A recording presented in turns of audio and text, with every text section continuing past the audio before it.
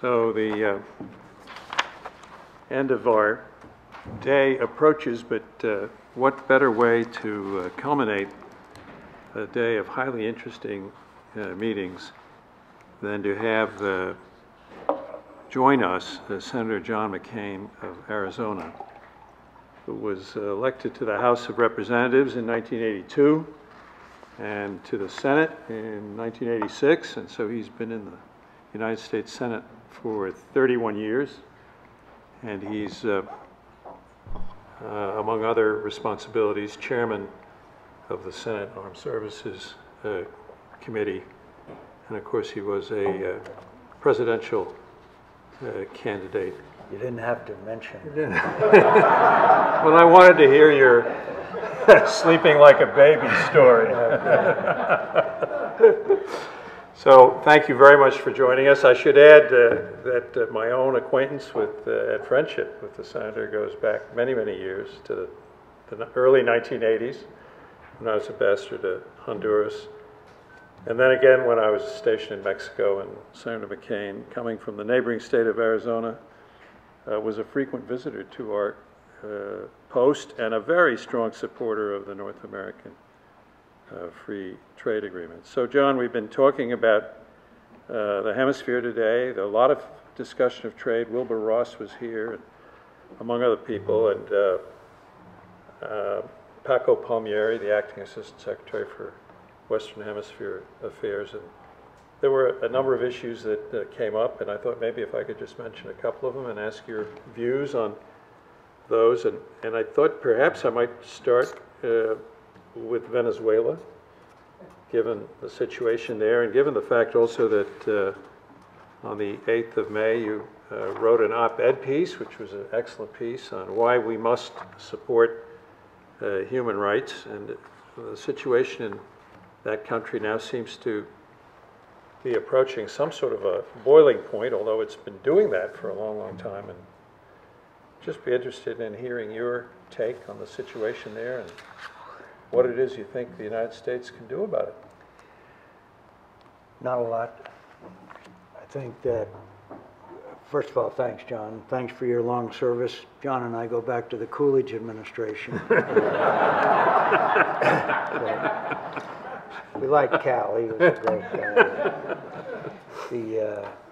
I thank you.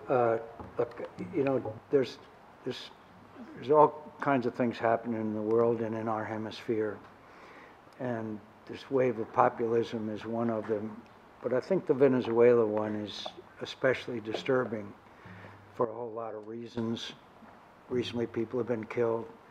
There's no doubt that the media shows pictures of babies literally starving, people going through garbage dumps who were some time ago middle-income, quote, middle-class individuals. And apparently, Mr. Maduro is going to imprison more people. I met with the wife of one of the leading opposition who was in Washington a few weeks ago. She's just a fantastic person. I can't imagine what it would be like to be a wife or husband and having your spouse in prison, not allowed to see that spouse. And of course, he was really the not only symbolic but actual leader of the opposition. It's hard to believe that Maduro has stayed in power as long as he has. I hope that we can try to exercise some pressures on him. One of the problems with sanctions, as we all know, and some of the things I say here insult your intelligence, but when you impose sanctions, you really do hurt people. And sometimes you hurt a lot of innocent people on the way to harming the government. And when you have a person such as Maduro, he probably doesn't give a damn. Although the massive demonstrations have been really remarkable. All I can say, John, is that this is an affront to everything we stand for and believe in our own hemisphere, about human rights, about dignity, about people's right to express their views. We're now using force to break up these demonstrations, although they're so massive they're not able to. I would like to see maybe this is a little utopian, but I'd like to see the OAS maybe think about something even along the lines of condemnation, of really exercising the prestige that is associated with the Organization of American States. Frankly, they have a reputation of being a great debating society. It would be nice to see them to take a very firm and strong stand, and in behalf of these innocent millions who are suffering, what is it, 2,000% inflation, some ridiculous thing is that. I know we're not going to spend more time on it, but if we really believe in human rights, we should have the President of the United States of America speaking out in their behalf. Right, and just to say that the Secretary General of the OAS has been a leader on this subject. Been very good at it, Yeah. and I was interested that Venezuela announced their departure. It's the first time in the history of the OAS that, as we all know, that a country has withdrawn from membership. Well, thank you for those views. Something a little closer to home, Mexico, NAFTA, U.S.-Mexican relations. They're kind of Mr. Trump's position early on in the campaign, and even now, has created quite a bit of uncertainty in the country of Mexico, not to mention Canada, but I think Mexico mostly. You've seen reactions to that. The value of the peso goes down. It's going up and down a little bit like a yo-yo. But I'd be very interested in your views. I think we'd all be in the prospect, the future of NAFTA, really, and the future of the U.S.-Mexican relationship. Some of us remember when George Herbert Walker Bush signed the NAFTA in the front lawn of the White House, when Prime Minister of Canada gave one of the more moving speeches that I've heard about our relationship. Bob Dole and I and a couple other senators flew down to Mexico City to meet with then President Salinas. I mean, we celebrated NAFTA. And my friends, if you look at the economy in my state, there was reason to celebrate. I mean, our Arizona Chamber of Commerce has done a survey. It would be about 200,000 jobs directly affected by NAFTA if we stopped it. My friends, there's lines of trust. Our challenge in Arizona, as it is in other ports of entry, is expanding the capability to handle all the traffic. And when you say that when parts go to Mexico and the automobile is put together in Mexico and it comes back, that's a total loss for America, that's not true. It's not true. And it has done wonders for the economy of Mexico. What could have been the best thing for American immigration? A Mexican middle class, a strong Mexican economy. It's not an accident the last few years there's more Mexicans that have gone back to Mexico than have come across the United States of America. Why? Because there's jobs and opportunity where they live, which is exactly the reason why they're coming from the 3 Central American countries where there is no opportunity, and gangs and all of those things. Aspects of the terrible situation that we see, including these gang members being exported to the United States of America and committing murder. So all I can say is that every agreement needs to be reviewed. No one should be against reviewing NAFTA. It's been 20-some years now. That's fine. But to negate it would have the worst possible effects, in my view, on my own state. I'm a senator from Arizona. I'm a United States senator, but I'm a senator from Arizona. I need to represent the people of Arizona. And I'm going to do everything in my power not to see this blow to my state's economy, which will put so many people out of work. Then, of course, there's the larger implications of our relationship with Mexico. Let's face it, my dear friends, for a long time it wasn't good. And it wasn't good because of Mexican perception of the way the United States had treated Mexico, for which there was some validity.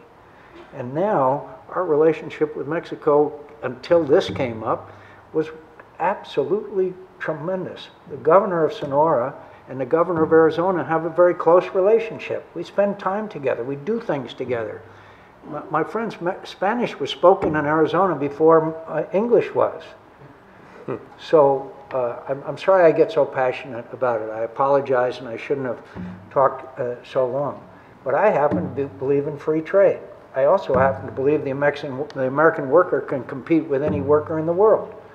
And I don't think the playing field is that unlevel. Which brings me, by the way, to the lumber thing with Canada. Couldn't we have sat down and tried to negotiate that issue rather than send the message early in an administration that we're going to retaliate? I'm not sure that's how we should treat our relationship with Canada either. I think the answer to that latter question is that there had been 2-3 prior agreements, and then they lapsed. And I think you're right. The administration could have opted to pursue an agreement first. I would hope so. I would hope so. Yeah. Well, and there's the... By the way, I speak about the United States and Mexico. I would remind you that we welcome thousands and thousands of our Canadian friends who come and spend the winter with us in Arizona. We're very grateful. We're extremely grateful. The only thing that angers me is when we have a hockey game and we play Edmonton or Calgary, there are more goddamn shirts for those teams than there is for the Arizona Coyotes. But other than that, I love our Mexican friends. And quite a few actually decide to take up residence there, too. I've noticed that. We talked about immigration, we talked about Mexico. Could I talk about immigration a bit with you, my friends? Sure. Because I think it's a really important issue. Sooner or later, we will address the issue, okay? You can't have 11 million people washing around your country that are there illegally and not address it sometime. And I won't review the past except to say I worked with Ted Kennedy the first time for comprehensive immigration reform. We worked, the 8 of us, one of them was Chuck Schumer, the now majority leader, called the Gang of 8. I hate that when a gang. We got it through the Senate with a very large number, and they refused to take it up in the House of Representatives. The issue is not going away. We need to have a secure border. We need to have a path to citizenship for people who have been in this country. Long, hard, tough path. Back taxes, behind everybody else, learn English, all of those things that you would expect someone qualified for citizenship should do. We have to have E-Verify, that an employer will hire someone that doesn't have the E-Verify, proving they're in the country legally. That employer is prosecuted. And we also have to take care of the dreamers, the children, people who were brought to our country as children. They weren't brought at their own volition, and they should have an opportunity to become citizens. That is the broad outlines of an immigration reform that will sooner or later in this country be adopted. And we have a program, by the way, if I could just mention, if you're a green card holder and you enlist in the military, agree to serve in our military, you have an accelerated path to citizenship. There are green card holders, my friends, and I've met them, who have literally lost their lives in Iraq and Afghanistan in the hopes of becoming citizens of the United States of America. We shouldn't forget how precious that is and what people are willing to do in order to achieve it. There's also the aspect of Central Americans and the programs we have now to help fund the so-called Northern Triangle with different kinds of programs to help encourage more economic development there in Guatemala, Salvador, and Honduras. And I was happy to see that in this budget that's going to carry out until October 1st, the money allocated by the administration's budget, I think, is roughly equivalent to what was voted last year. And so hopefully that attention can continue to the issue of the development and the well-being of these Central American countries, because that's the next problem after having dealt with the problem of immigration from Mexico. Could I mention one other aspect of our relations with Mexico? There's a flood of Mexican manufactured heroin coming into our country. And I regret to say that one of the major distribution points is Phoenix, Arizona, because it comes across the Sonoran border. We're going to have to do a better job of enforcing our security. It's killing people all over the Midwest and the Northeast. And it's vicious, and fentanyl is part of it, and that's killing people as well. As they're taking off opioids for whatever reason and turning to this Mexican heroin, it is a very serious issue and argues, again, for a secure border as far as the flow of drugs is concerned. As far as the Northern Triangle is concerned, John, it's going to be a very, very, very big problem for a very long time. I read that 10% of the population of Guatemala, Honduras, and El Salvador have left their home countries in the last 2 years. The last 2 years, 10% of the population. And and I think we've done a lot to try to help. We've met, I myself have met with the presidents of those 3 countries. We have invested $750 million, is a lot of money. And I think we are going to keep that commitment. But it really does show that governments matter. Governments do matter. And we need to see a cleanup of the corruption in those 3 countries. And I do not mean to Bigfoot them, but we really need to see where that $750 million is going and whether it is really being effective or not, because it doesn't seem to have had an effect of the outward flow of people from both of those countries. They don't all come to the United States of America, but the situation in life is so untenable that they leave. It's a sad, sad, tragic tale.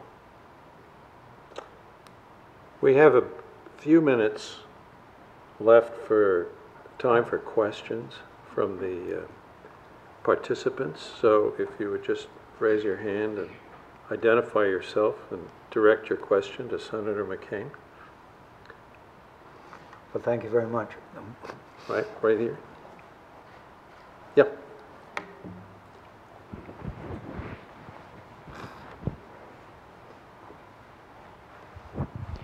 Well, thank you, Juan Carlos Zapata from Guatemala. I'm from the Foundation for the Development of Guatemala, actually. Thank you, Senator McCain. Very important remarks about the fight against corruption in Central America. Thank you for what the U.S. government is doing in the region, and specifically in Guatemala with CICIG and the support to the region. I would like to understand... Before you continue, I did leave one part out. Secretary Kelly said U.S. drug consumption was to blame for 80% of the violence and instability in Central America. There's a lot of responsibility rests on the United States of America. Please go ahead. No, thank you. And the question would be, in terms of how much of that funding that most of the time goes to USAID could actually go to projects and programs that can actually increase productivity in terms of infrastructure, connecting cities, generating more know-how that could actually generate more jobs in the country. Thank you. Well, USAID, I think, does an excellent job, and I strongly support it, and I'm worried about what we're hearing, the rumor that maybe they're going to fold USAID back in, which I would not like to see that happen. But you know, if you really want to make it effective, you've got to have the active cooperation of the government. You can't just parachute in and start building bridges or roads or do so much of the things that USAID can do. There have been numerous meetings with the 3 Central American presidents. There have been numerous studies and reports, and unfortunately, it doesn't seem to have been a lot of improvement. In fact, as you know, one of the major factors in our prisons today is members of those gangs, which is really an unhealthy situation. So I don't blame USAID, but I do think that, and I love America, I'm proud of our country, but when there is a demand for a product, there's going to be a supply.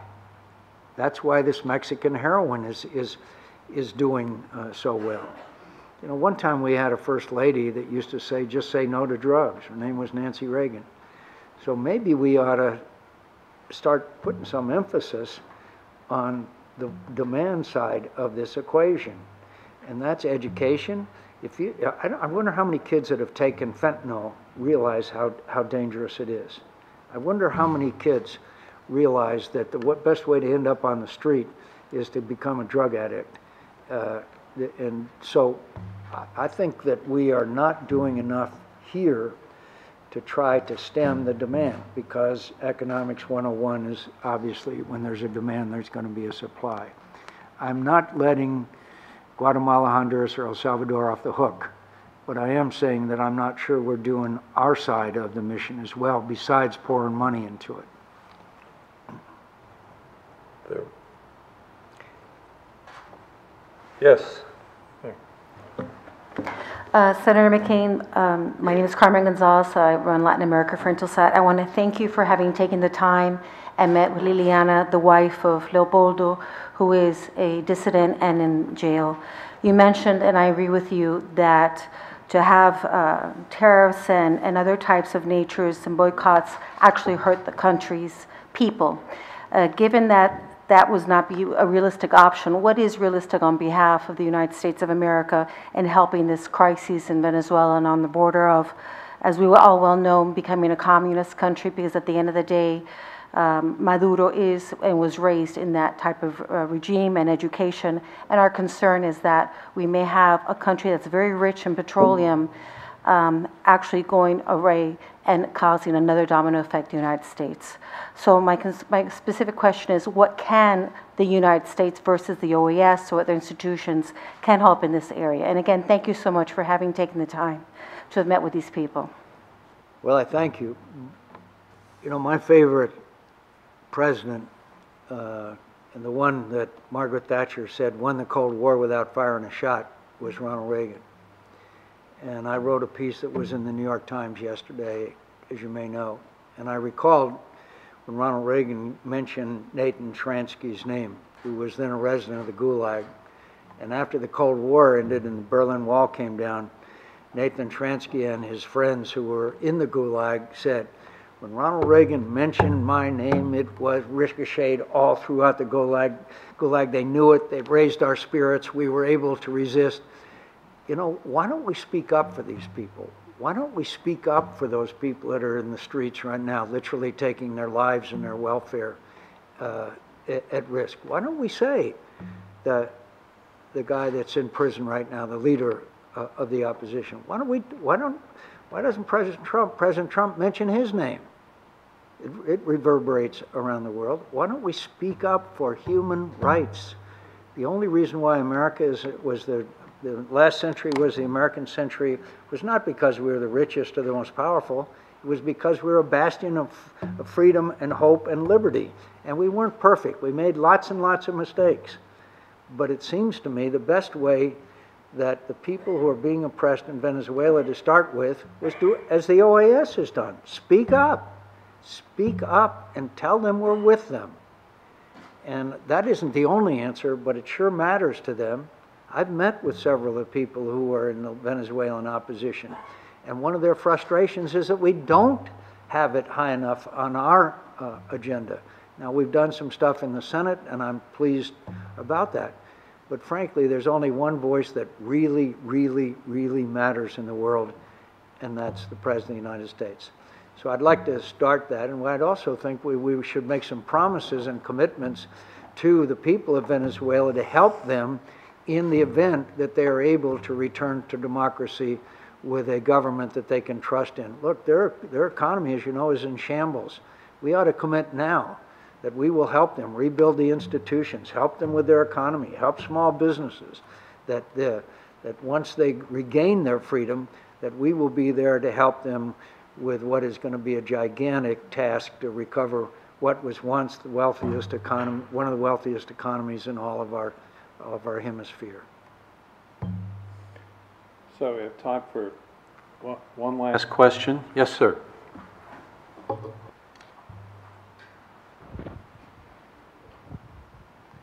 Hi, good evening. Thank you for your time, sir. Do you think that... You want to tell us your name? Oh yeah, my name is Alejandro. I'm from Mexico, and very proud Mexican. Through generations in Mexico, and all over Southern Latin America, we were trained that and taught that we had to work a lot, transform our economies in order to be able to sell to the United States. Actually, it was a big challenge. We were told, and we know it's the most powerful economy in the world. Well, now apparently we have them on your knees, you know, economies like Mexico. My question to you is, well, somebody did a takeover on your party, apparently in 1980 something, he even said it, no? If I ever want to be president or something, I will use the Republican Party to do so. What would be the lessons for your party with what happened in order to be able to play the responsible role you guys have in the world economy, since you really are the most powerful nation in the world? Well, first of all, could I say that it's none of my business, and I do not pretend or in any way intimate that I want to be involved in the upcoming elections. But I have told many of my American friends, fellow members of Congress, that if you elect a president of Mexico that is anti-American or really far left in many respects, that it's not going to be good. It's not going to be good for a whole lot of reasons, including cooperation against drugs, a whole lot of reasons. And when we say that we want to do away with the North American Free Trade Agreement, that's not helpful to a more pro-American candidate. So I'm very worried about the upcoming elections in Mexico. There's another aspect that we haven't talked about that I know that you know about and have discussed in our hemisphere, and that's the involvement of Russia, China, in Latin American economies. They are, especially the Chinese, are playing a bigger and bigger role, offering infrastructure and all kinds of things like that. And there's always the threat of jihadists coming out of Raqqa, which they are coming out now in a stream, that they get to your country or they get across the border to our country. That is a real threat because they're coming out in large numbers as they see Raqqa is probably going to fall sometime in the coming months. So I think it's very important for us to understand too as politicians that the Hispanic community will and does now, but will in the future play a very major role in many states. 60% of the kids in school in my state are Hispanic, okay? Someday, in the not too distant future, they will be voters. And that is the reality of the process. And unless we Republicans do a better job of outreach and making our Hispanic community in Arizona particularly aware that we are mainly with them, whether it be small business, whether it be taxes, whether it be pro-life, whether it be pro-military, there's a whole lot of areas, then we are going to lose in our state. So that's just a harsh reality. I'll tell you a small item of interest. In the last election, I received 47% of the Hispanic vote, okay?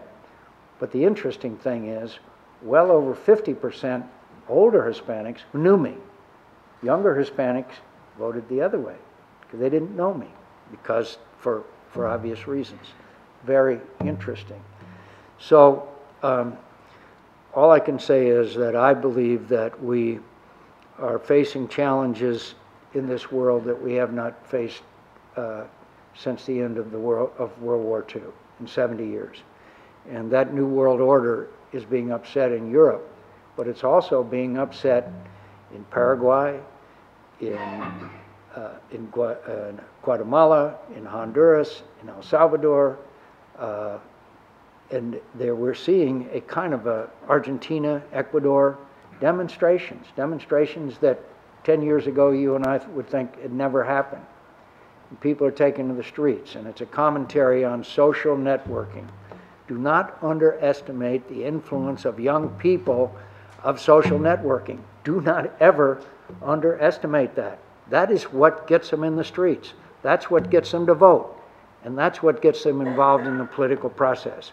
You know, most of the young people on my staff don't own a television set. They don't need one. They get everything off the internet, obviously. So all of us who are in positions of responsibility had better understand that this new populism, which is healthy in some respects, but also dangerous in other respects. We just dodged a bullet in the French election, okay? But does that mean that that issue is now put to bed in Europe? I don't think so. And so I think we have to do a better job in both the United States of America and in Mexico of understanding and communicating with the younger generation, which is now becoming of age, and they're not satisfied with the status quo, whether it be in Mexico or whether it be in New York City. Could I just say I thank all of you for all you do. Sometimes when we get fixated on Iraq and Syria and refugees and all that, we may not pay as much attention to our own backyard. I believe that my state is enriched by our heritage. I believe that my state, it makes me a source of great pride because of our culture and our food and our celebrations and our achievements. And so what you're doing, I believe, is of the utmost importance. I'm glad you are here, and I commit to you that I will pay as much attention as I possibly can to my own backyard and my own neighbors who have made my life and that of my children and everybody else's children a much better one. And I urge you, not real soon, but maybe in the month of October, please come out to Arizona. We take all plastic. We take all plastic, and we'd love to have you come and visit us. Thank you. Thank you,